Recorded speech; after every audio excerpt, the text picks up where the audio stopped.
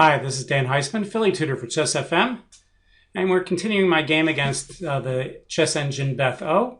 This is part 2, so if you missed part 1, go back to the previous week and watch that video first. We're continuing the game. The computer's been making a lot of weird moves. I'm a ton ahead in development. He's attacking my a6 pawn, but my clock is running.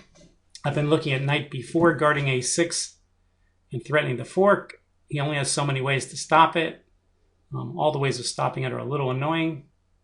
I guess he can play queen b3, repinning his pawn, but then he can play threatening a3.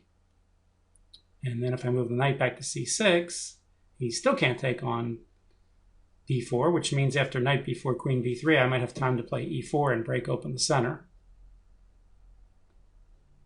So no matter how he stops the fork on c2, I should have time to play d5 or e4. All right, so let's do that.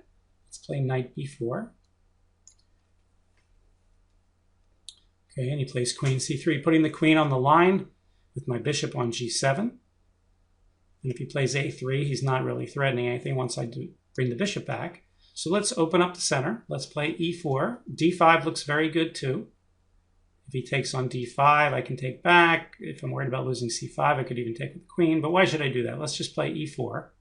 If he plays d4, I can I take that and sack the knight? Probably could, but I don't need to. So if he plays d4, I might even be able to play knight to g4 or something, pinning that pawn.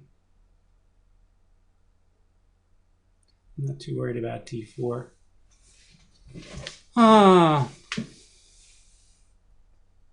Could repeat the position with knight c6 just to see if BethO does. I could play d5 or e4, or I can play knight g4 first, and then if h3, play e4.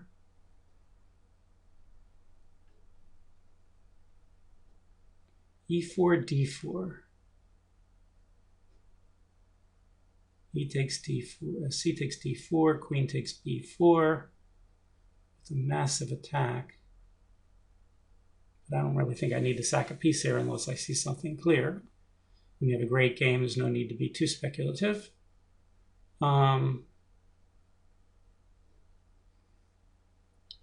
more I look at it, the more I think, let him repeat the position, and then I'll do something different, and then I'll play e4. All right. And if he doesn't repeat the position, no biggie. All right, so I'm going to play knight c6. a3. All right, so now e4 can't be played. So, for d4 can't be played after e4. So let's play e4. And he takes on b5. All right, can I trap the queen by moving my f6 knight? Knight g4, queen c2, knight d4, queen d1, bishop b3 is not possible. All right, let's just take back. I have a great game. I don't need to fool around here. And he goes over and guards that pawn. Okay, so now we want to blast the center. I can take on d3. He can't take with the pawn because get too many checks there. If he takes with the queen,